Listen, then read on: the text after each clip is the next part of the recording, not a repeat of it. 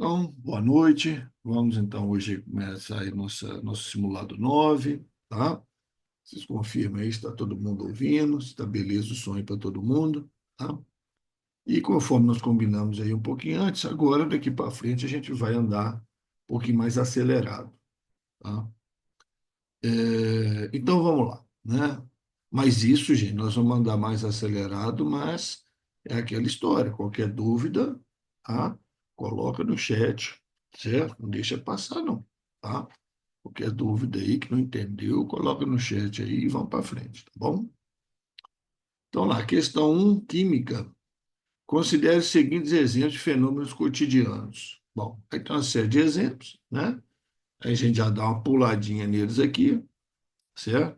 E vão para a pergunta, né? Com base na análise dos fenômenos, correto afirmar que. Ué, então está perguntando lá sobre fenômenos físicos e fenômenos químicos, certo? Então é isso, né? Vamos lá. Decomposição da água oxigenada em oxigênio e água. Né? Então, isso é fenômeno químico, né? Isso é fenômeno químico. Reação de decomposição, né? Está formando novas substâncias, fenômeno químico. Sublimação, mudança de estado. Interessa quem está sublimando, né? Sublimação da naftalina, usada em repelentes de insetos, né? É físico. Enferrujamento é uma oxidação, oxidação é um fenômeno químico, né? Enferrujamento do prego. Compressão de um gás dentro de uma seringa sem que ele escape. Bom, aí não é um processo físico, né? Não está havendo mudança de substâncias, né? Apenas estão mudando as condições físicas, né? Volume, temperatura e pressão, né? Aí é física, tá certo? Então, com base na análise, correto afirmar que apenas os fenômenos 1 e 3 são fenômenos físicos, não, são os químicos. 2 e 4 são os químicos, invertido. 1 e 3 são os químicos, certo? Letra C, né? Belezinha, sem problema, tá? Esse tipo de questão costuma ser muito fácil, tá? Só lembrando, né, que amadurecimento de fruto, apodrecimento de fruto, cozimento da carne, né? Tudo isso que mudar a cor, cheiro, sabor, né? Tem novas substâncias envolvidas, é fenômeno químico, tá? A ligação iônica ocorre devido à atração eletrostática entre cátions e ânions em compostos iônicos.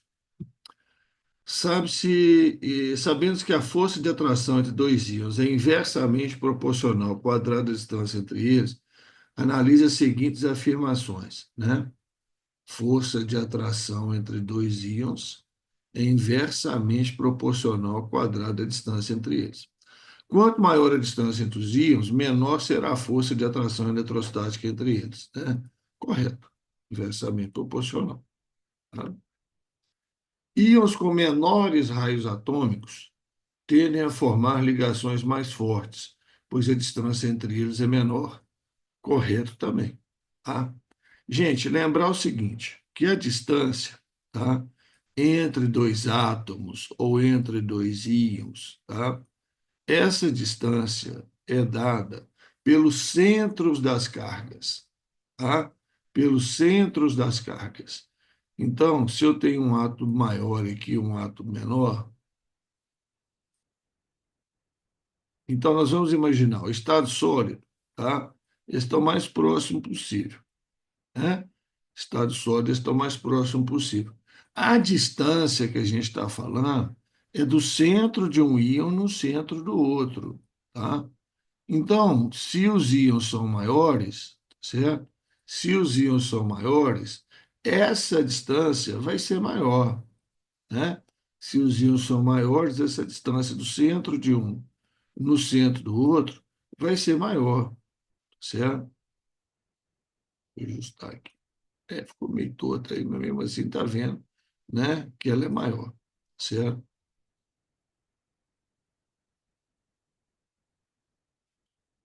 Então, íons pequenos vão se atrair mais fortemente, né? Quanto maior a carga dos íons envolvidos, maior será a força de atração eletrostática, certo também. O aumento da temperatura tende a diminuir a força de atração entre os íons, pois aumenta a distância entre eles. Certo também, né? O aumento da temperatura implica em dilatação, né? Dilatação implica em aumento da distância, tá? Dilatação implica em aumento da distância. Por isso que vai chegar uma hora, né, que a temperatura aumenta tanto, a distância aumenta tanto, que muda de estado, né? Passa para o estado líquido ou para o estado gasoso, né? Então, todas as afirmações são corretas, letra E. Letra E dá uma medinho esse negócio, né? Todas corretas, todas erradas, né?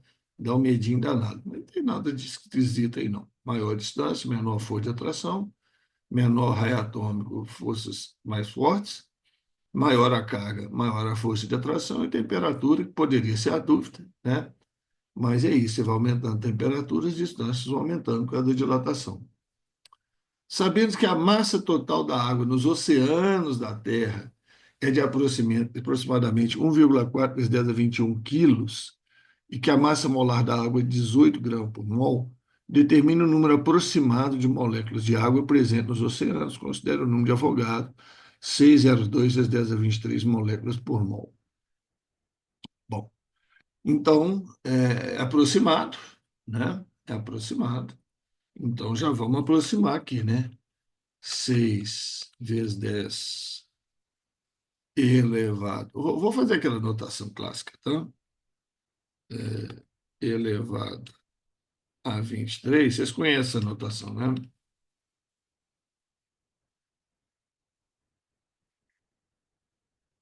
Moléculas de água. Isso aí é 18 gramas, né? Que é a massa molar da água, certo? Agora eu quero saber quantas moléculas eu tenho em 1,4 vezes 10 elevado, atenção, 24 gramas, tá? Que ali está em quilos, né? 10 a 21 quilos, né? 10 a 21 quilos. Eu tenho que passar para grama, multiplico por 1.000, não é isso? Então, o x vai ser igual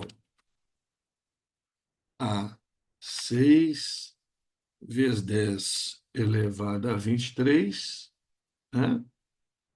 Moléculas, né? Vezes 1,4 vezes 10 elevado a 24 gramas, dividido por 18 gramas, né? Dividido por 18 gramas, tá? Vou fazer aqui uma gambiarra, tá? Eu vou passar isso aqui para 14, certo? Ó, estou aumentando, era 1,4, né? Virou 14. Se eu estou aumentando 1,4, virou 14, eu tenho que diminuir o 10 a 24, virar 10 a 23, certo? Se eu aumento um, eu tenho que diminuir o outro. Por que que eu fiz isso? Porque eu vou cortar aqui, ó, o 6 com o 18 e vai sobrar 3 gramas aqui embaixo, certo? Então vai dar 14 dividido por 3. 14 dividido por 3, conta fácil de fazer, né?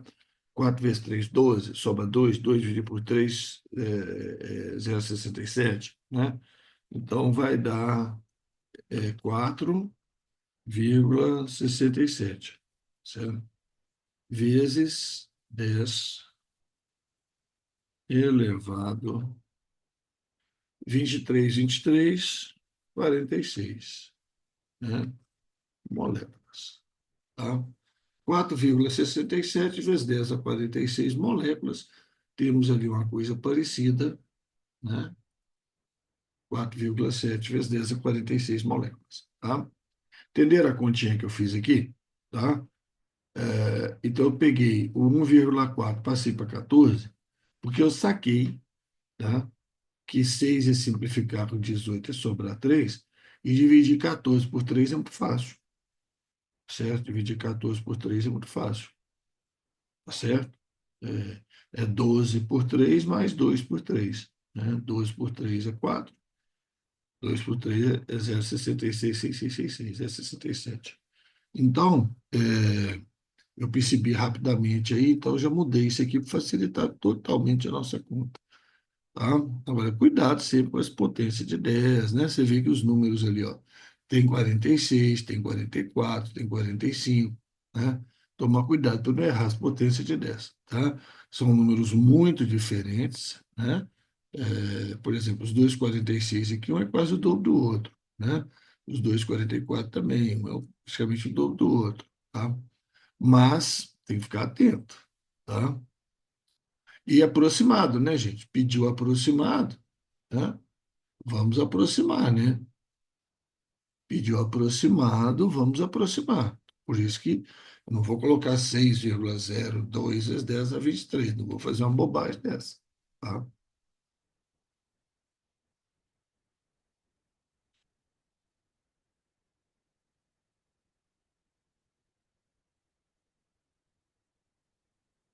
Uma sala de dimensões 7 por 7 por 3, 7 metros de comprimento, 7 metros de largura, 3 metros de altura, mais ou menos o tamanho de uma sala de aula normal, certo?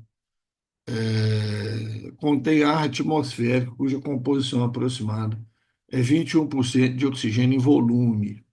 Sabendo que a densidade do ar é de 1,225 quilogramas por metro cúbico, nas condições padrão de temperatura e pressão, que a massa molar do oxigênio é 32 gramas por mol, qual é a massa aproximada de oxigênio presente no ar nessa sala? O ar, matemática, né? Matemática. Determinar o volume da sala, né? 7 vezes 7 vezes 3, né? 7 vezes 3, 21.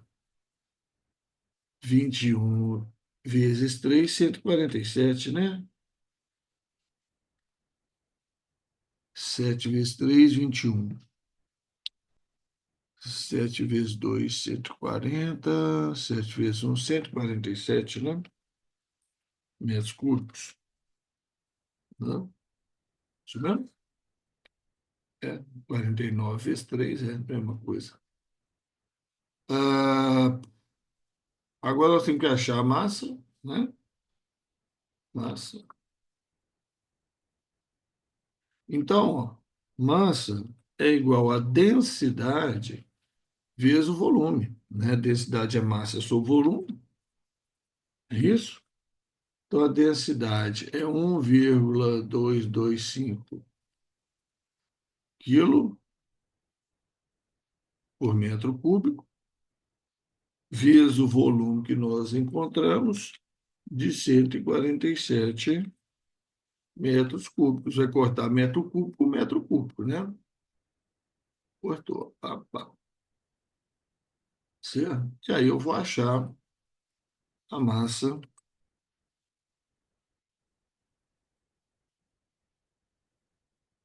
é, no olhômetro, né? 1,2 é 20% a mais, né?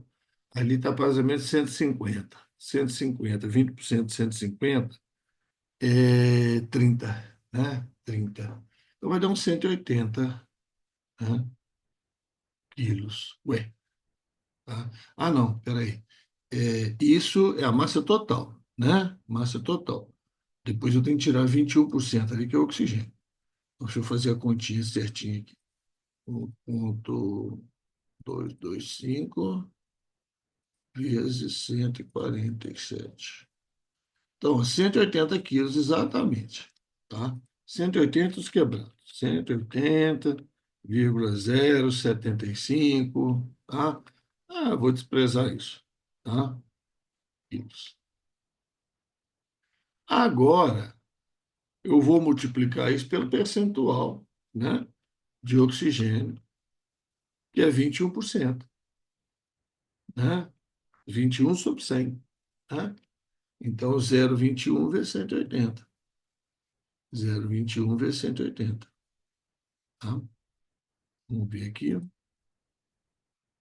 0,21 vezes 180. 37,8. 37,8. Ué, não achei não.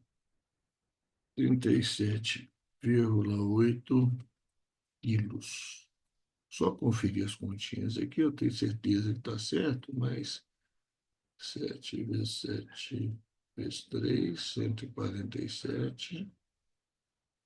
Achando a massa, vezes 1,225, 180, vezes 0,021. Opa, 0,21.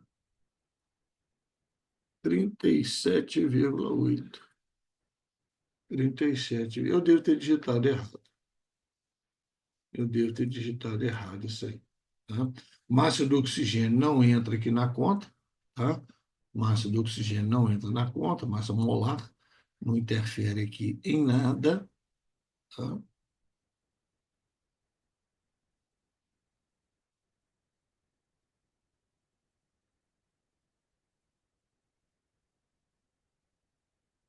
21% em volume vai dar o 21% em massa também.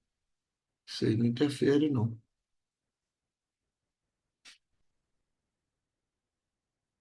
Ah, eu devo ter copiado errado aqui. Devo ter copiado errado. Porque está muito bonitinho, né? Esse 47,8 aí. Né? Quem tentou fazer antes aí, é, isso mesmo, João. Isso aí. Foi um erro de digitação, com certeza. 37,8. Quem tentou fazer antes aí, eu acho que foi a Isabela. A Isabela saiu, está chegando.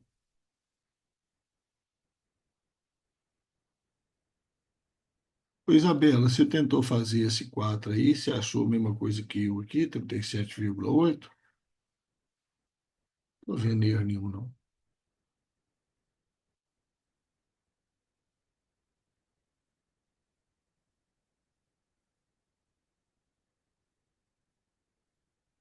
Pois é. Deve ser devo ter transcrito errado. Devo ter transcrito. É isso, Murilo, é isso mesmo. Bom, 7 iogurte contém por porção de 100 gramas a seguinte composição nutricional: 12 gramas de carboidrato, 3 gramas de proteína, 4 gramas de lipídio. 1 grama de carboidrato fornece 4 quilocalorias, 1 grama de proteína fornece 4 quilocalorias e 1 grama de lipídios fornece 9 quilocalorias. Pessoal da área biomédica tem que saber isso mais ou menos de cor, viu? Mais ou menos não, tem que saber de cor. Tá? Tem que ter uma noção disso aí, né? Especialmente quem é da nutrição, né?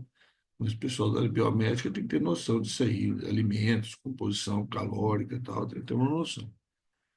Qual a quantidade total de energia em calorias fornecida por uma porção de 100 gramas, né, desse iogurte? Ah, matemática também. Matemática também, né? Olha lá, porção de 100 gramas, não tem maldade, podia ter, né?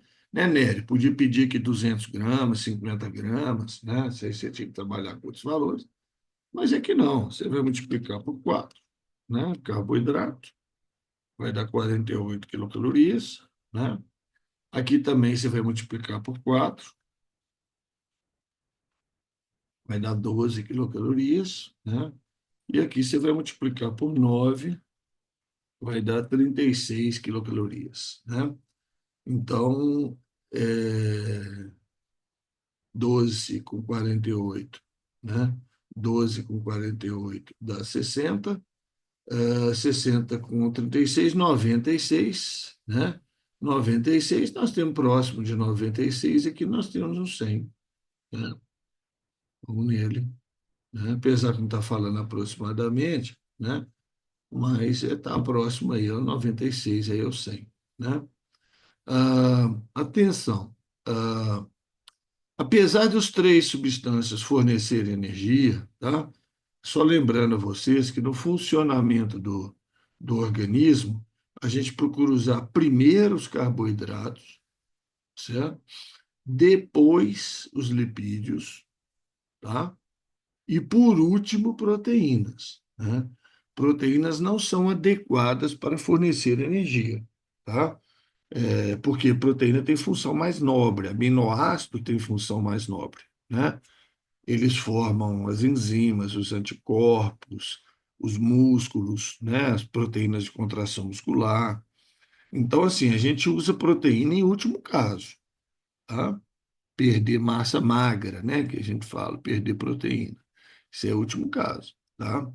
Mas o ideal é usar primeiro os carboidratos, depois os lipídios, por último as proteínas, tá?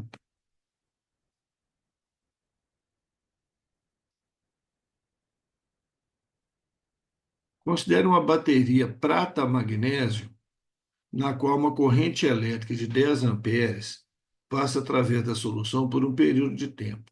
Sabes que a deposição de prata no eletrodo segue a reação, mais elétron dando prata.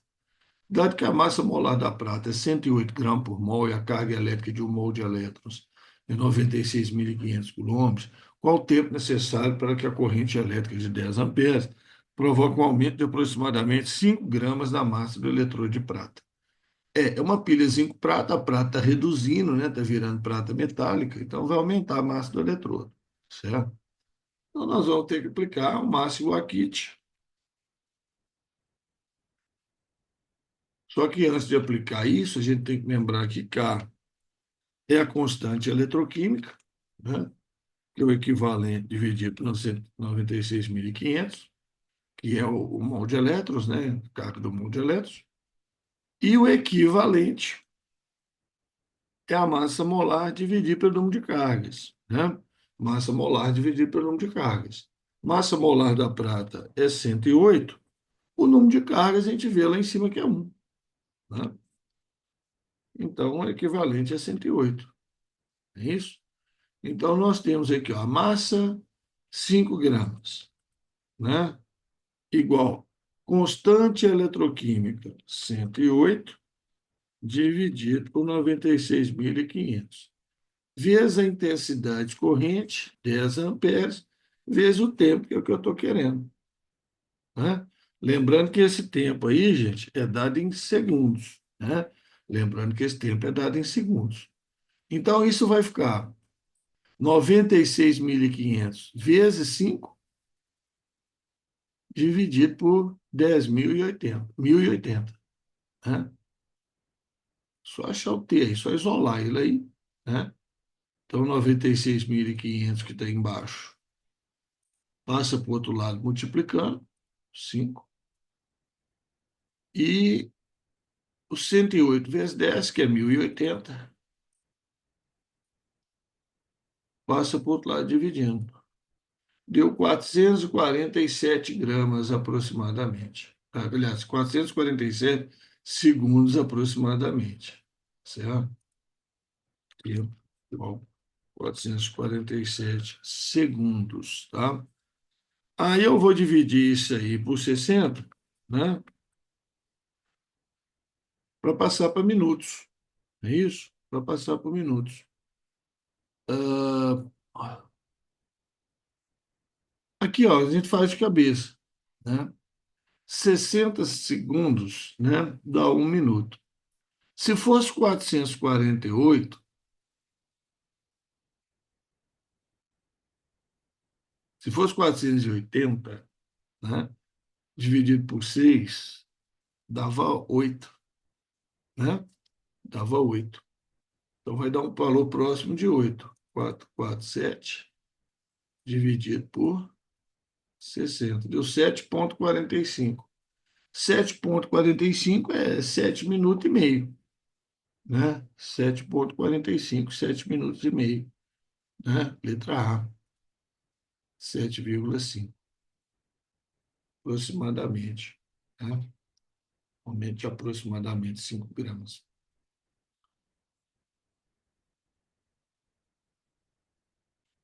7,45 minutos. Ah, gente, ó, aconteceu o que eu estava temendo. Algum probleminha lá do Zoom, tá? Fez com que a reunião vai ser interrompida em 10 minutos, tá? Não entendi, tá tudo ok lá, realmente não entendi, tá? Meu Zoom é Pro, realmente não estou entendendo, tá? Deixa eu dar uma pausazinha aqui na gravação para ver o que está acontecendo. Vamos lá. Sabia que tinha um trem errado, sabia, mas é uma falha deles lá, não entendi. Tá tudo ok. Vamos lá, vamos ver se dá para a gente acabar aqui em 10 minutos aqui. Acho que não dá, não, né? A reação de Maillard, em homenagem a Louis Camille Maillard, que a descreveu pela primeira vez em 1912, ocorre quando aminoácidos e açúcares redutores reagem no aquecimento e desencadeiam uma sequência de reações que produzem compostos que causam escurecimento não enzimático nos alimentos e dão a eles o seu sabor e aroma característicos. Tá? Então, reação entre aminoácidos e açúcares. Tá? A reação se inicia, desencadeia uma sequência de reações que causam escurecimento não enzimático. Não enzimático. Tá? Por exemplo, a carne assada, aquela cor que ela fica, uma torrada, a cor que ela fica, são reações desse tipo. A reação se inicia com o processo abaixo. Então, aqui, ó, eu tenho um grupo aldeído, isso aqui é do carboidrato. Então, carboidratos tem grupo aldeído. E aqui o aminoácido tem grupo amina. Né? Então, você tem uma reação entre o grupo aldeído e o grupo amina. Certo? Um hidrogênio do grupo amina se transfere aqui para o oxigênio, vira OH, tá vendo? Esse hidrogênio aqui, ó, esse hidrogênio aqui, tá? Era um dos hidrogênios que estava aqui, ó. Tá vendo? Ficou NH, né? E a dupla rompeu o hidrogênio entrou lá. Observe que para a ocorrência da reação ocorrem interações entre os grupos, né? Carbonila, certo? Carbonila do aldeído, tá? E amina do aminoácido. Carbonila e amina, certo? Poderia também ser o grupo aldoxila, né? Que é o grupo aldeído. Aldoxila, podia ser também, tá? Só que não é amida, né? É amina, tá? Então não é o grupo aldoxila. Então não é o grupo aldoxila, tá? Na síntese do ácido azelaico, composto usado em produtos dermatológicos para acne, ocorre a oxidação do ácido oleico, ácido octadeca-9-enóico. Eita ferro. Então, o que que é isso? Octadeca igual 18 carbonos. 18 carbonos. Então, é um ácido de 18 carbonos, tá? Ó, 1, 2, 3, 4, 5, 6, 7, 8, 9, 10, 11, 12, 13, 14, 15, 16, 17, 18, né?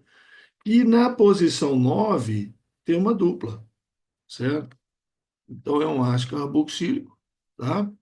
Na posição 9, ó, 1, 2, 3, 4, 5, 6, 7, 8, 9. Então, bem aqui, ó. Ele tem uma dupla. De maneira que ficou 9 carbono de um lado, 9 carbono do outro. Tá certo? 9 carbono de um lado, 9 carbono do outro. Tá? Ao final, forma-se um ácido dicarboxílico. Tá? Então, a oxidação do ácido oleico, tá? E que no final vai formar um ácido dicarboxílico. A molécula do reagente é clivada. Onde é que ela é clivada? Na dupla. Na dupla, certo? Ela vai clivar na dupla. Então, durante esse processo, molécula clivada final, forma-se um ácido de carboxílico, que é o produto de interesse. E onde é que vai formar o ácido de carboxílico? Exatamente aqui, ó. Esse carbono que está na extremidade, né? É alqueno, carbono de extremidade de alqueno, que quebrou, né? Quebrou, ele ficou na extremidade, ele vai para aldeído, vai para ácido carboxílico. Então vai formar uma carboxila que já tinha uma ali. Aqui também vai formar uma carboxila, mas é uma só. Então o ácido dicarboxílico vai ser esse aqui, ó, né? Que vai formar uma carboxila aqui onde tinha a dupla. Já tinha uma, formou mais uma. Então, de 9 carbonos. Então, ácido nonano dioico. 9 carbonos, nonano, tá? 9 carbonos, nonano, dioico. E ligação simples, né? Não é noneno, não, nonano. Ligação simples, tá? Belezinha?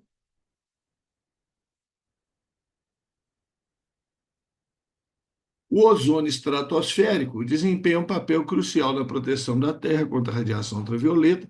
No entanto, substâncias como o óxido nitroso podem afetar negativamente essa camada. O óxido nitroso ataca a camada de ozônio, tá? O óxido nitroso, uma vez liberado na atmosfera, pode se decompor e liberar átomos de nitrogênio, possui elétrons não emparelhados, o famoso radical livre, reagir com ozônio. É mais ou menos o mesmo mecanismo que o cloro, dos clorofluorcarbonos faz. Qual o impacto específico do óxido nitroso na camada de ozônio?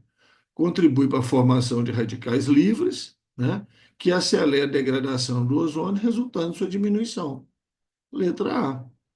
O óxido nitroso reage diretamente com o ozônio? Não. Quem reage são os radicais livres, né?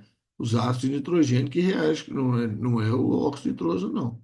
O óxido nitroso age como catalisador, que é o não age, não. Ele quebra e forma os radicais livres de nitrogênio.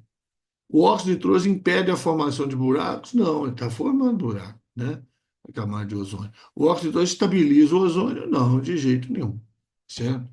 Então ele age de forma semelhante aos clorofluorcarbonos, tá? O óxido nitroso quebra, libera átomos de nitrogênio que possuem elétrons emparelhados, isso é radical livre, né?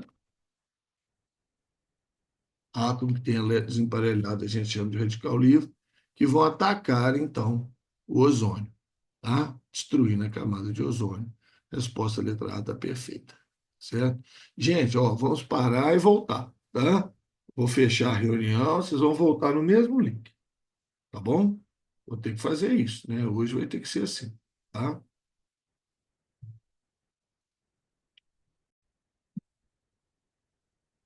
Agora sim. Agora apareceu do jeito tradicional. Gravar neste computador. Então vamos aí, questão 10. Os elementos da tabela periódica. Bom, tabela periódica, gente, é um assunto que é raríssimo, tá? Raríssimo de se cobrar no Enem, tá? Mas é uma raridade total, certo? É uma raridade total isso aí. Dá para contar nos dedos de uma mão, certo? Quantas vezes isso aí aconteceu, tá? Quantas vezes o pessoal cobrou a tabela periódica na prova do Enem. Mas é aquele negócio, né? Custa nada um pouquinho de precaução e pegar uns conceitos que são importantes para outras áreas da química também, né? Então, os elementos da tabela periódica têm diversas aplicações na química cotidiana. Sua posição na tabela está relacionada às suas propriedades químicas e físicas. Cada grupo de elementos possui características específicas que influenciam suas utilizações em diferentes contextos. Qual das seguintes afirmações é verdadeira sobre um elemento e suas aplicações na química cotidiana? Verdadeira sobre um elemento e suas aplicações. Os elementos do grupo dos halogênios, é o flúor, cloro, bromo e iodo, penúltima coluna da tabela periódica, são usados em produtos de limpeza pela sua estabilidade química. Né? Realmente são usados em produtos de limpeza, mas não é por causa da estabilidade, é justamente porque eles são extremamente reativos, né?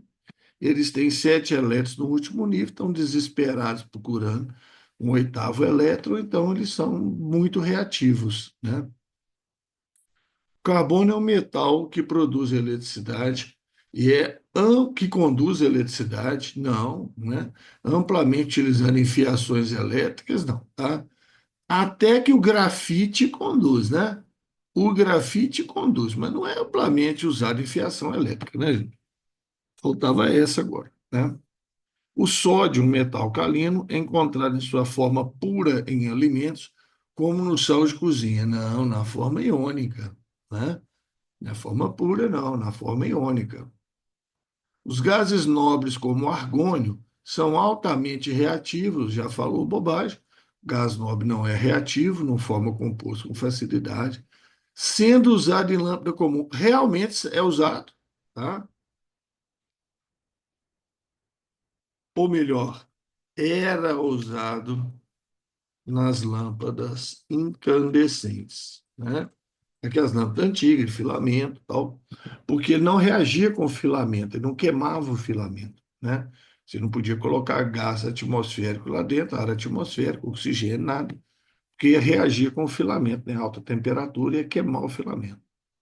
Balões dirigíveis seguros, ou seja, que não se inflamam, contém hélio, um gás nobre, perfeitamente, perfeitamente. Então, lembrando, né, do dirigível Hindenburg, né, dirigível alemão, né,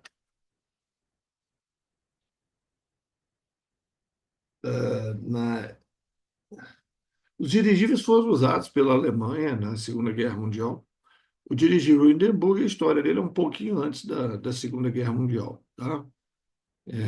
Era um balãozão, certo, de hidrogênio, né?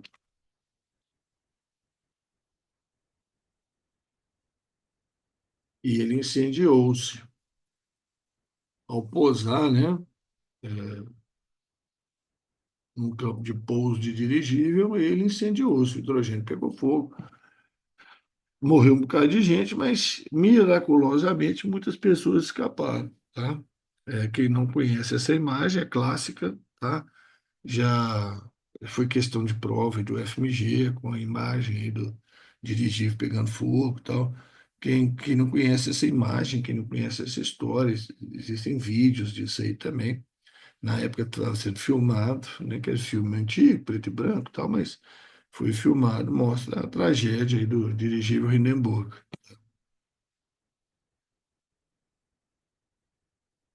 Produção de bolhas de sabão gigantes, né? Você contei para o pessoal aí esses dias para trás, né? Os caras meio assustados. Produção de bolhas de sabão gigantes causa muita alegria nas crianças. Bolhas de sabão estouram devido à evaporação gradual da água presente na membrana que se forma. Uma estratégia para aumentar a durabilidade das bolhas, podendo produzir as tais bolhas gigantes, se elas estouram devido à evaporação gradual da água, é só diminuir a evaporação, né? E como é que a gente diminui a evaporação? Hã? Acrescentando uma substância que vai diminuir a pressão de vapor. Ou seja, propriedade coligativa, tá? Propriedade coligativa.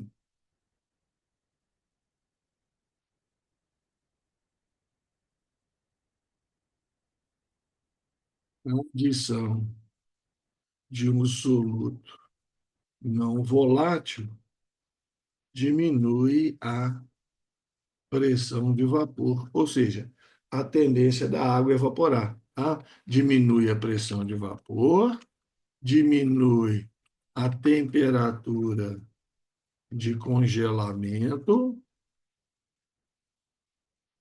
e aumenta a temperatura de ebulição, né? E faz surgir a pressão osmótica, tá? Então, nós temos que acrescentar um soluto não volátil, ou seja, um soluto que não evapora mais facilmente que a água, tá certo? Então, reduzir a quantidade de sabão, não. Acrescentar óleo, óleo de soja ou azeite, não é solúvel, não vai dissolver em água. Acrescentar açúcar na água, perfeitamente. Acrescentar açúcar na água. O melhor é a glicose, né? Xarope de glicose. Aquecer ligeiramente a mistura, não, isso facilita inclusive a evaporação. Preparar a mistura com alguns dias de antecedência, parece até aquelas receitas medievais de alquimia, né? Não tem nada a ver, tá? Então, acrescentar açúcar, né? Tem aquele xarope de açúcar, né? Que chama caro, caro com K, né? Xarope de glicose, né? É, aumenta a duração dessas bolhas aí, que diminui a evaporação da água. Gente, propriedade coligativa, eu não sei se eu já falei para vocês, eu acho que já, tá? Mas quando você acrescenta um soluto não volátil, você dificulta tudo. Dificulta a evaporação, porque diminui a pressão de vapor, dificulta o congelamento, porque diminui a temperatura de congelamento, e dificulta a ebulição, porque aumenta a temperatura de ebulição. Então, só lembrar isso, tá? Aí está feito. Produtos como água oxigenada, qual as afirmações abaixo descreve corretamente o efeito da amônia no processo de descoloração? Aí, tá vendo? Eu vou ter que ler, tá? Eu vou ter que ler, né? Aí que eu tenho que ler, tem jeito. Produtos como a água oxigenada, peróxido de hidrogênio, H2O2, são amplamente utilizados no processo de descoloração de cabelos e pelos também, né? Na perna, tal. As meninas aí de vez em quando usam esses negócios. Durante esse processo, o peróxido de hidrogênio se decompõe em água e oxigênio, liberando oxigênio ativo. O oxigênio ativo, gente, é o radical livre, tá? É o radical livre de oxigênio. Antes de O juntar com O e formar O2, né, que é uma tendência, né, quebra a água, né, a oxigenada, dá H2O e O. Antes de um O juntar com o outro e formar O2, ele é oxigênio ativo, então ele ataca, né, pigmentos de cor do cabelo. É uma reação em equilíbrio químico, em que a constante de equilíbrio tem valor maior que um. Opa! Constante de equilíbrio tem valor maior que um, indicando que predominam os produtos no equilíbrio. Constante de equilíbrio é produto sobre reagente, né? Produto sobre reagente, então predominam os produtos no equilíbrio. A adição de catalisadores como a amônia interfere no processo. Então, explicou que a amônia é um catalisador, tá? Então, o que que ela faz? Aumenta a concentração de peróxido de hidrogênio, acelerando o processo de decomposição. Não, ela acelera o processo de decomposição, mas por diminuir a energia de ativação. Não é para aumentar a concentração de outro alguém, não, tá? Tem nada disso, tá? Diminui a concentração de água oxigenada, interrompendo o processo. Não, tem nada de interromper o processo, não. Acelera a reação direta e a inversa, fazendo com que o equilíbrio seja atingido mais rapidamente. Exatamente, tá? Ela não interfere no equilíbrio, ela não interfere na constante de equilíbrio. Ao atingir o equilíbrio, vai ter os produtos reagentes do mesmo jeito. Ela só faz o equilíbrio ser atingido mais rapidamente. Ou seja, o objetivo da reação, né, que no caso é a descoloração dos pelos, né, ser atingido mais rapidamente. Então ela acelera direto, acelera a inversa. Ela age nos dois sentidos. A amônia reage diretamente com oxigênio ativo? Não, tem nada disso. A amônia estabiliza o peróxido de hidrogênio? Não tem nada disso, tá? Então, gente, catalisadores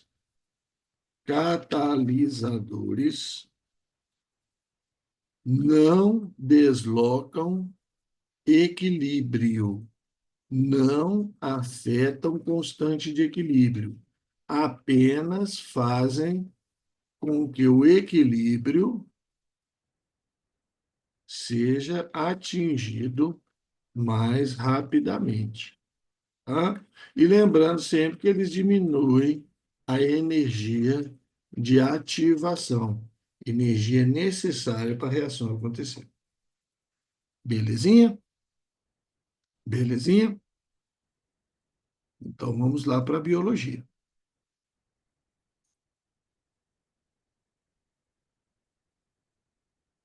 certinho, né? Biologia.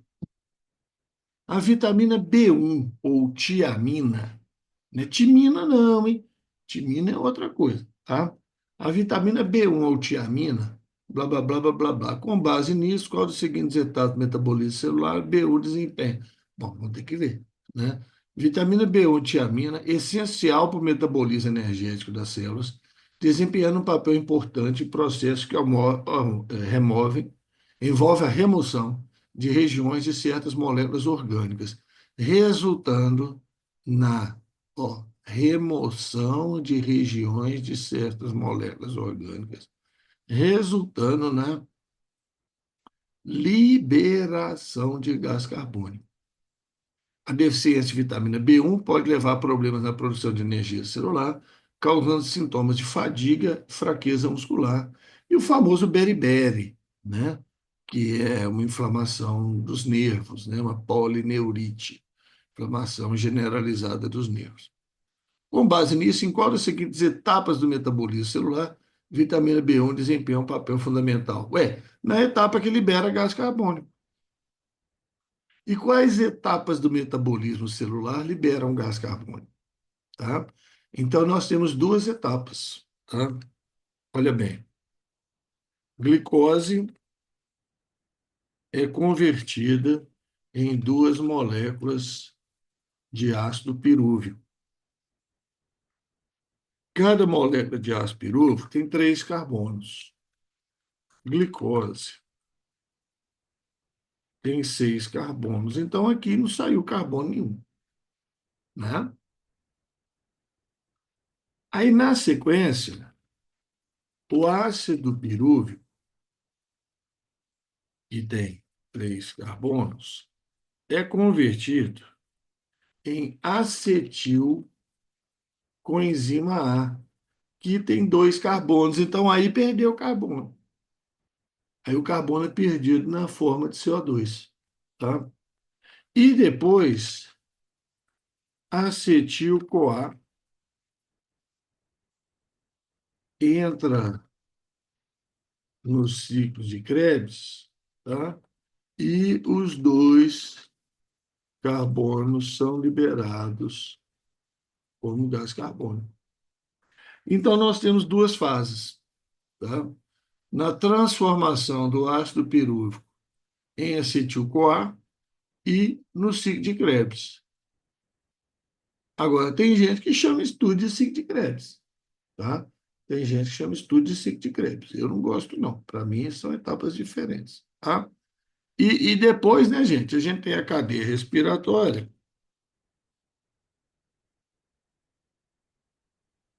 que consome oxigênio, mas não forma CO2, né?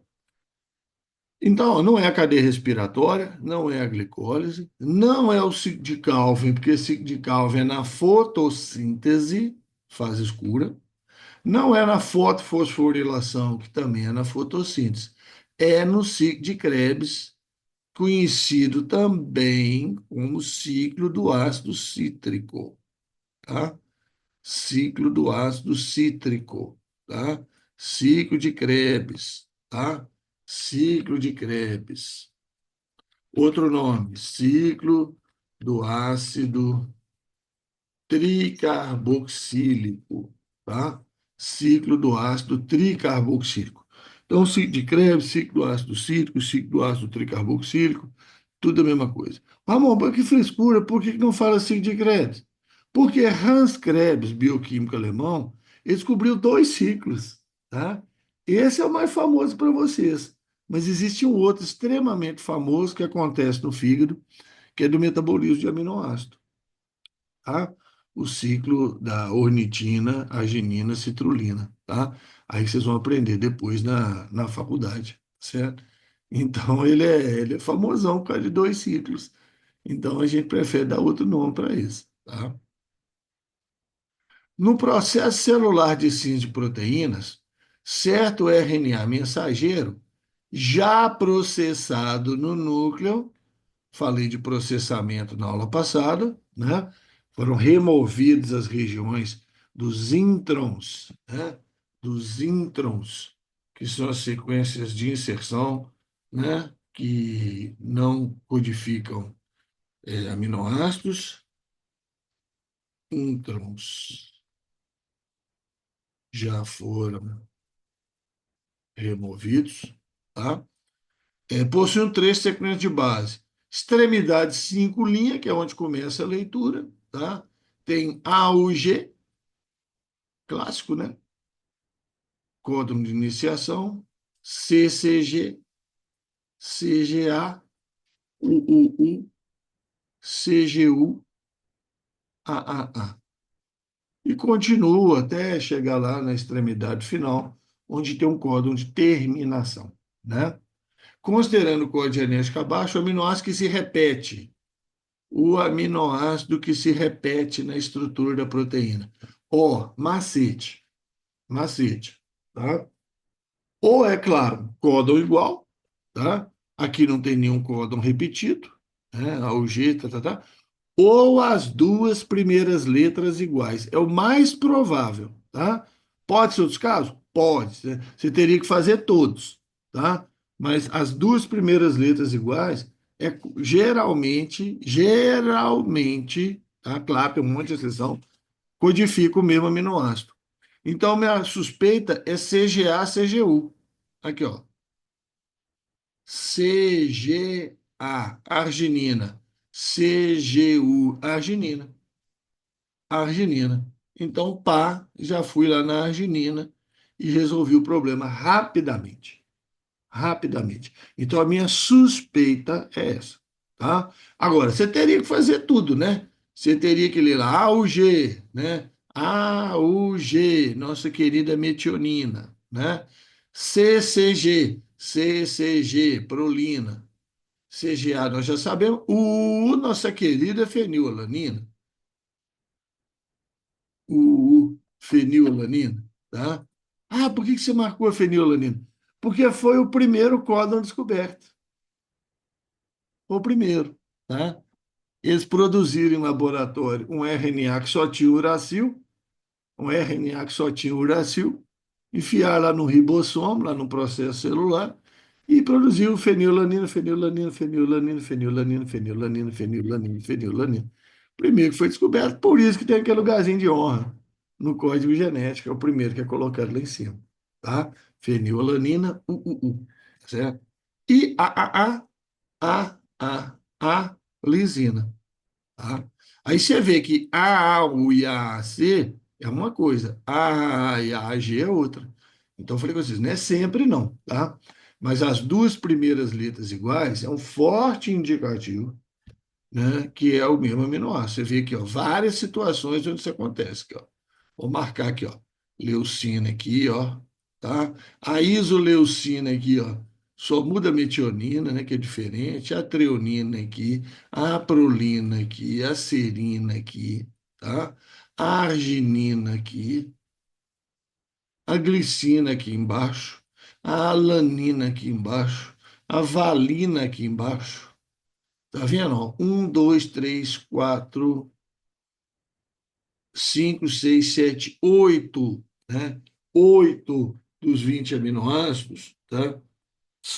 Tem essa situação, tá? Agora aqui é quase, né? E você vê que nos outros também, ó, é parzinho, né? É parzinho, tá vendo? A pequena mudança no U e no C, na última letra só. O C é uma coisa, a G é outra. Se terminar em base pública é uma coisa, se terminar em base pirimídica é outra, tá? Cuidado, hein, gente? Código genético, cuidado, tá? O pessoal gosta. Ah, o código genético é universal, usado por todos os seres vivos, tá? Degenerado, redundante,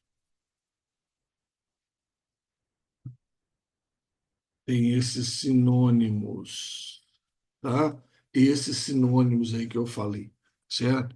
Então, CGA, CGU são sinônimos, significa o mesmo aminoácido, a arginina, tá?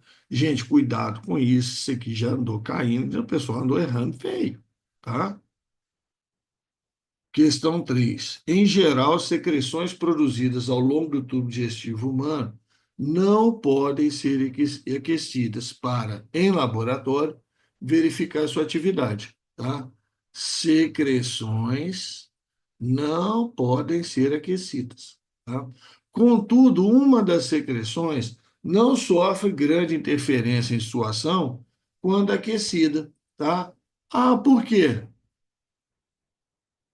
Porque não contém enzimas, tá? Porque não contém enzimas.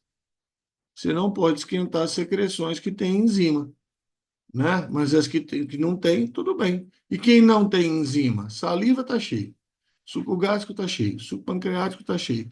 Suco entérico, suco intestinal, a última secreção que todo mundo esquece, que atua na digestão final, está cheio. Bile não tem enzima. Bile são ácidos, alguns chamam de sais, eu prefiro chamar de sais. São ácidos ou sais biliares que atuam como detergente, emulsificando as gorduras.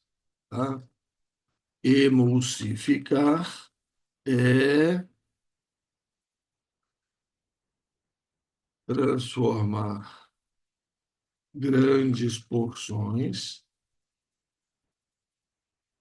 em gotículas, com maior superfície de contato para a ação das lipases pancreáticas, do suco pancreático.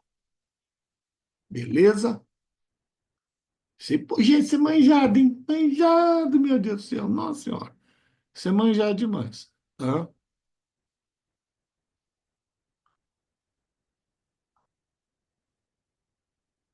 A levedura, Saccharomyces cerevisiae, blá, blá, blá, blá, blá. A modificação genética de Saccharomyces cerevisiae para a produção de etanol envolve o conceito de, olha, dessas alternativas aqui, o único que é alteração genética, modificação genética, tá? Modificação genética, o único aqui é transgenia. É transgenia. Interação de genes é normal, não é modificação. Ligação de genes, é os dois genes estão no mesmo cromossomo, normal. Seleção natural não tem nada a ver com isso. E eugenia, tá? É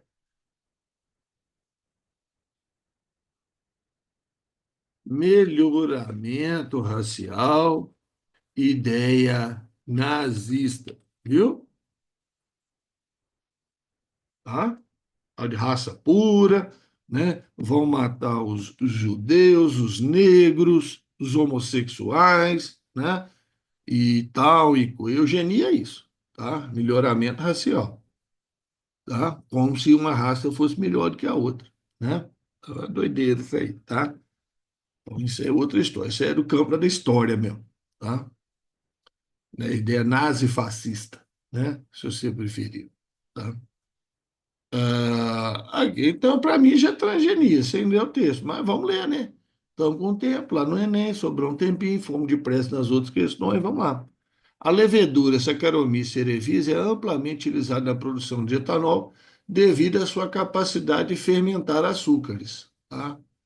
No entanto, pesquisadores têm trabalhado na modificação genética, olha lá, modificação genética dessa levedura, para aumentar sua eficiência da fermentação e resistência ao etanol. Uma das estratégias comuns ocorre a transferência de genes de outras leveduras, como Cluiveromyces marxianus, que permite a metabolização de açúcares, pentose e hexose, além de genes de bactérias como Ximomonas mobilis, também são utilizados, proporcionando via fermentativa alternativa, que pode aumentar a taxa de produção de etanol. Olha que doideira, né? Então, é um fungo, eu acrescentei nele genes de bactérias para metabolizar outras coisas. Isso é transgênico, isso é transgenia, tá? Isso é transgenia. Viu só? Sem ler o denunciado lá, eu já saquei o que que é. Das alternativas malucas. A transferência de nutrientes. Vocês estão quietinhos hoje? Estão assustados? Eu tenho um tanto de coisa estranha. A transferência de nutrientes entre diferentes ecossistemas, como florestas, rios e oceanos, desempenha um papel fundamental na manutenção da saúde ambiental. Esse processo garante que os organismos de cada ecossistema recebam os elementos essenciais para o seu crescimento e desenvolvimento. A interconexão entre os ecossistemas potencializa o funcionamento de ciclos biogeoquímicos e gera estabilidade nas comunidades biológicas. Tá? Então, está falando sobre transferência de nutrientes, né? Manutenção da saúde ambiental, né? A estabilidade das comunidades biológicas. São as ideias centrais aí. Né? As informações acima indicam que a degradação de um ecossistema pode impactar diretamente em outros. Boa opção, boa opção, né? Então, a interconexão entre os ecossistemas potencializa o funcionamento. Então, a degradação de um pode impactar diretamente outros. É uma boa opção, tá? Mas vamos ver as outras. A presença de espécies invasoras é benéfica? Não, não. Espécies invasoras não são benéficas. Tá? São espécies que crescem onde não deviam estar crescendo, prejudicando as espécies locais, né? Conservação de um ecossistema é suficiente para garantir a saúde de todos. Não, conservar um não vai garantir todos, tá? Eu conservar a Amazônia, eu não vou garantir o Cerrado, não. Os ecossistemas são totalmente independentes, não, né? Não influenciam uns aos outros, de jeito nenhum. Poluição no ecossistema não afeta as condições de outros, pois atinge uma área limitada. Não, não, tá? Não, não é isso que o texto está falando, não. E você vê, por exemplo, as questões de queimadas, por exemplo, na Amazônia, queimadas no Pantanal, interferindo em outras regiões por causa do movimento de massas úmidas, fumaça e coisas desse tipo, tá? Então, assim, é aquilo que a gente pensou mesmo, letra A, melhor alternativa, tá? Mas olha, gente, faça igual eu faço, leia tudo, tá? Não vai assim, não, tá? Leia tudo, tá? Leia tudo. Eu acho um inferno não poder levar lápis no Enem ou marcador amarelo, por exemplo, você ir marcando essas coisas aí, entendeu? Pra você não ter que ficar voltando em coisa que você já eliminou, né? Podia, né? Então, da cola, tudo por causa da cola, né? Cola eletrônica, rádio enfiado dentro de caneta, por isso que a caneta tem que ser transparente, tá certo? Tem circuito enfiado dentro do lápis, da borracha. O povo inventa maluquice, né? Não podia dar para você, né, pro candidato, né? Candidato lá, você paga a taxa de inscrição, pô, paga R$ 5 a mais, recebe lá a caneta, o lápis e o marca-texto, uma borracha. Barato, vai comprar em milhões de quantidade, baratinho, é para usar um dia só também, 2 dias, não precisa ser uma coisa, né, de outro mundo, não, precisa ser um marca-texto espetacular, não. Tiquinho de tinta só já dá para você usar um dia, você não vai marcar a prova inteira, né? Igual tem aluno que vai marcar o livro, é meio melhor marcar o que não interessa e deixar o que interessa para gastar menos tinta, né? Comparando-se a forma do corpo, estrutura e função do órgão detalhado em cada animal, constate-se a ocorrência do fenômeno conhecido como, olha bem, barbatana do tubarão. É tubarão. Como é que você sabe que é tubarão? Boca ventral, nadadeira maior que a outra. Isso aqui não é golfinho, não. Isso aqui é tubarão, certo? Nadadeiras na vertical. E esse aqui é um golfinho. Esse aqui é um golfinho, um boto, um golfinho. Esse aqui é uma ave, né? Pinguim, certo? A forma do corpo parecida, tá? Mas o que está sendo detalhado aqui é a nadadeira, tá? Estrutura óssea ou cartilaginosa, né? do tubarão, diferente da estrutura da ave, diferente da estrutura do mamífero, tá certo? Diferente da estrutura do mamífero, né? Todos eles servem para nadar. Ah, o golfinho é ave, ele voa. Não, meu filho, peraí, calma. O golfinho nada, né? Mergulha muito bem. Então, todos eles servem para nadar. A função é a mesma, tá? Mas a estrutura, a origem embrionária é diferente, tá? Então, isso é caso de analogia. Isso é caso de analogia. Se fosse os mesmos ossos, né? Por exemplo, se eu estivesse comparando a nadadeira do golfinho com o braço humano, com a pata do cachorro, aqueles exemplos clássicos, né? Aí seria homologia, seria a mesma origem embrionária, né? Estrutura parecida, mesma origem embrionária. Agora aqui não, a estrutura é bem diferente, estrutura de sustentação interna bem diferente, né? Ossos diferentes, tal, bem diferente, tá? Apesar de existir até uma semelhança aqui de ave mamífero, né? Tá vendo? Ó, um húmero, né? Dois ossos aqui, mas aqui da frente é tudo diferente, né?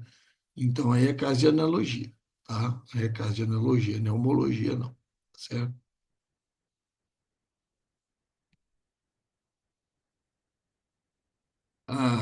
Apomorfias são características adquiridas recentemente por grupos, plesiomorfias são características primitivas de grupos, né? Então, por exemplo, estrutura celular é primitivo, todo mundo tem, tá? Agora, pena, por exemplo, no golfinho, no pinguim, pena é uma apomorfia recente. Igual o pelo no golfinho. Ah, golfinho tem pena? Tem. Minúsculo, mas tem, tá? Minúsculo. Mamífero.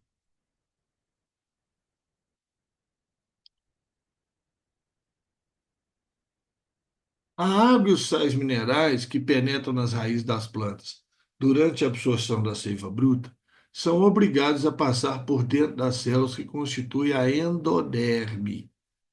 Água e sais minerais obrigados a passar por dentro da endoderme, camada celular posicionada externamente ao xilema floema. Então, está aqui a endoderme, né? A endoderme tem uma camada de lignina formando um cinturão em volta das células, e aí a água e os sais minerais são obrigados a passar por dentro da célula. Essa passagem por dentro da célula é importante para facilitar a fotossíntese? Não. Regular a passagem de substâncias, impedindo a entrada de substâncias e micro-organismos indesejados. É uma boa, né? Porque quando a água está passando entre as células, tá? Bactérias, esporos de bactérias, fungos, tá? Algumas toxinas maiores podem vir passando entre as células, mas não consegue atravessar por dentro das células, né? Porque para atravessar por dentro da célula tem que atravessar duas membranas, citoplasma.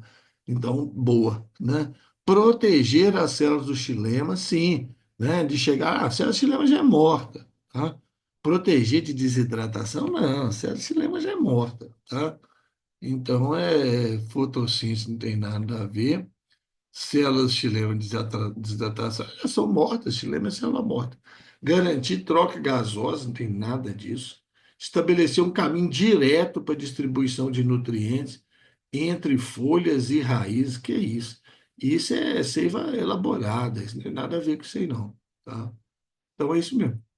Filtrar a água que está entrando, os sais minerais, né? Para que bactérias e fungos não atinjam o xilema. Porque se bactérias, fungos e algumas toxinas atingirem o xilema, vaso lenhoso, xilema, né? Tubo crivado é o floema, né? Olha aqui, está usando sinônimos, ó. Xilema, floema, né? Vaso lenhoso, xilema. Tubo crivado, floema. Se atingir o xilema, vai espalhar pela planta inteira. 8. Um AVC, acidente vascular cerebral, ocorre quando há uma interrupção do fluxo sanguíneo para uma parte do cérebro, que pode resultar em danos às áreas cerebrais responsáveis por funções motoras e sensoriais. Um AVC ocorrido no córtex motor do hemisfério cerebral esquerdo teria consequência significativa para o indivíduo. Quais alternativas abaixo pode ser uma consequência desse tipo de AVC? Ó, hemisfério cerebral esquerdo, tá? Córtex motor. Então, o córtex motor do hemisfério cerebral esquerdo controla, do pescoço para baixo, seu lado direito, a movimentação do seu lado direito. Movimentação, tá? Córtex motor. Então, não tem nada a ver com visão, não tem nada a ver com sensibilidade, tem nada a ver com memória, tá? Paralisia motora do lado direito, tá? Do corpo. Isso do pescoço para baixo, tá? Pescoço para cima, se o acidente foi do lado esquerdo, a paralisia é do lado esquerdo, do pescoço para cima.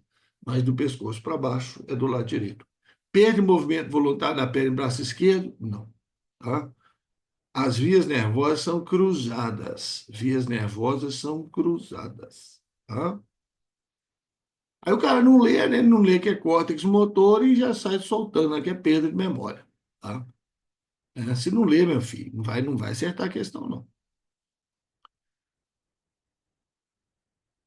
Não me venha depois do Enem com essa desculpinha, tá? Ah, eu não li, né?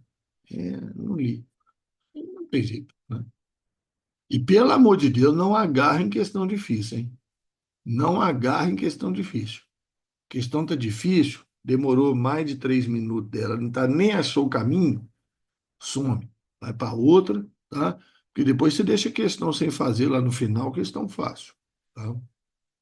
Os ecossistemas desempenham uma variedade de funções essenciais para o bem-estar humano e saúde do planeta. Um exemplo importante é o serviço de polinização. Serviço de polinização, que é importante para a reprodução de muitas plantas, produção de frutos, grãos, legumes e madeira, né?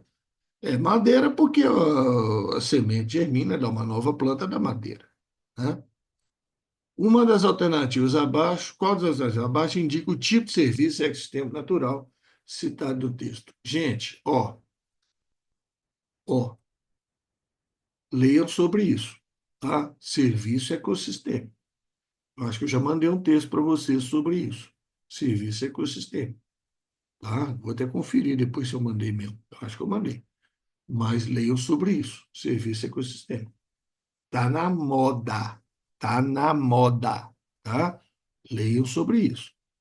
Serviço de regulação, controle de clima, qualidade do ar. Não, tem nada a ver com polinização, né? Isso aqui não tem nada a ver com polinização. Serviço de suporte, formação do solo, ciclagem de nutrientes. Tem nada a ver com polinização. Serviço cultural, áreas recreativas, valor estético da natureza. Tem nada a ver com polinização. Serviço de provisão, fornecimento de alimentos, matéria-prima. Aí tem a ver. Aí tem a ver, né?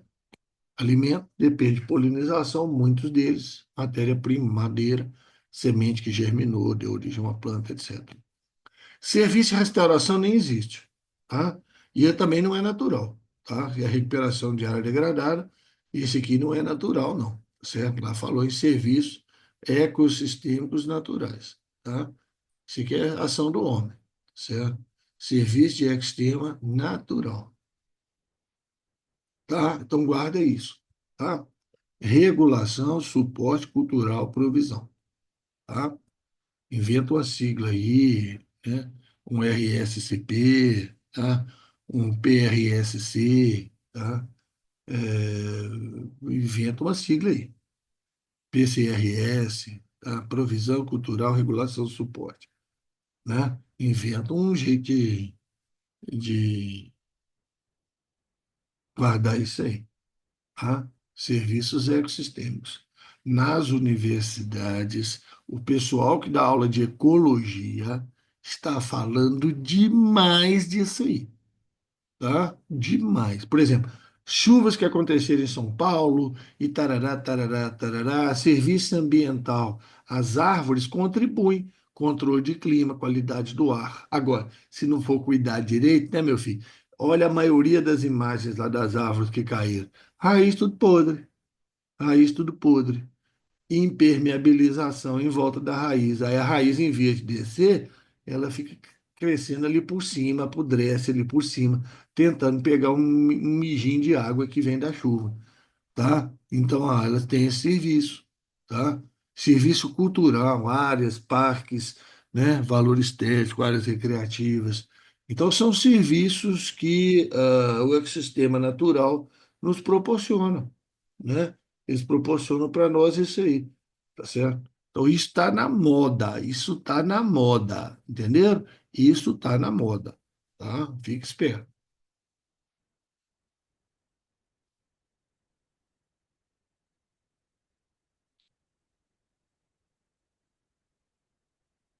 A estrutura de um tecido muitas vezes pode ser facilmente relacionado com a função que o mesmo exerce. Dizemos, então, que a morfologia nos informa sobre a fisiologia.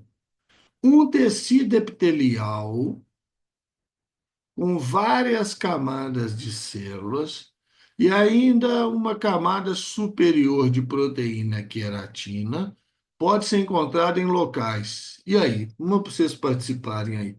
Qual que vocês marcaram aí? Quem já fez? Qual que marcou aí?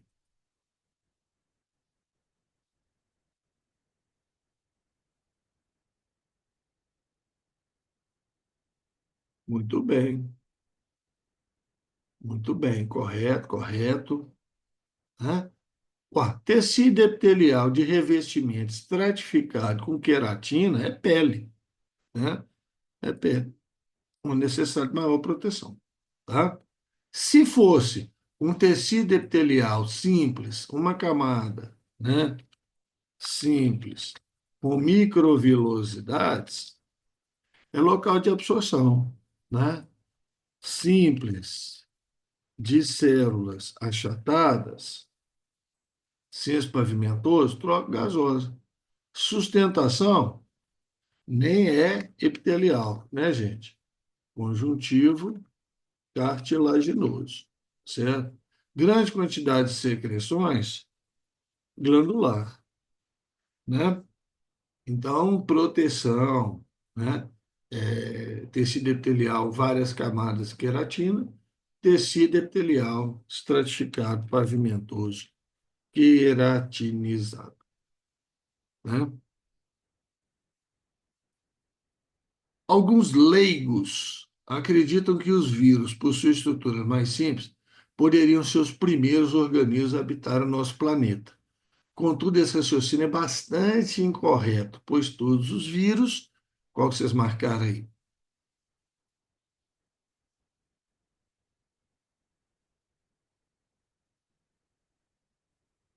Certo?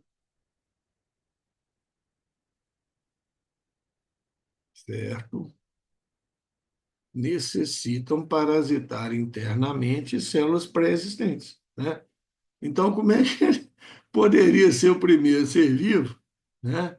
Como é que ele poderia ser o primeiro organismo a habitar o planeta se ele é parasita obrigatório, né? Então, ele não é organismo autônomo, tá? Não reproduz sozinho, não tem metabolismo próprio, são formados apenas por proteína, não contém material genético. O que que é isso? Ensino, tá? Nada disso. Não pode, né, gente, pensar em errar isso aí, tá? 12. Olha, essa questão aqui é velha, tá? Talvez vocês reconheçam. Eu estou só colocando questão nova que eu criei recentemente, mas essa aqui é mais velhinha, porque essa aqui eu já estou seguindo ela há um tempão, certo? Tempão que eu estou seguindo essa aqui. A realização de experimentos controlados, aliás, essa aqui não, desculpa, é da próxima aula, desculpa, é a 12 da próxima aula, essa é novinha. A realização de experimentos controlados, é um princípio fundamental da metodologia científica, permitindo que os pesquisadores testem hipóteses de maneira rigorosa e objetiva. Experimentos são essenciais para isolar variáveis e entender a relação causa-efeito entre os diferentes fatores. Dessa forma, os resultados obtidos podem ser analisados com maior clareza e confiabilidade. Qual das seguintes opções melhor define o experimento controlado? Um experimento que é realizado em condições naturais, sem manipulação de variáveis, um experimento que envolve a coleta de dados de diferentes fontes, sem necessidade de um plano específico, Um experimento que não considera variáveis externas e realiza medições apenas com base em observações qualitativas. Um experimento que pode ser repetido em qualquer momento, sem necessidade de condições específicas. Um experimento que possui grupo de controle. Aí matou, né? Grupo de controle e grupo experimental. Tem que ter os dois, né, gente? Não é só grupo controle, não. Né? Os caras, o experimento que só possui grupo de controle. Não, ué, não. Podia ter essa alternativa lá atrás e muita gente cairia. Só possui grupo de controle, experimento controlado. Não. É ter um grupo controle e um grupo experimental, né? Onde apenas uma variável é alterada para observar seus efeitos. Aí está certo. Tá? Se tivesse aqui atrás um experimento que só possui grupo controle, eu tenho certeza que um monte de aluno ia marcar. Tenho certeza. Absoluta. Tá? Do jeito que está aqui ficou fácil. Mas experimento controlado é importantíssimo, né, gente? Permite a análise bem feita e depois vai permitir o quê? A interpretação estatística da coisa, né? Interpretações estatísticas são fundamentais.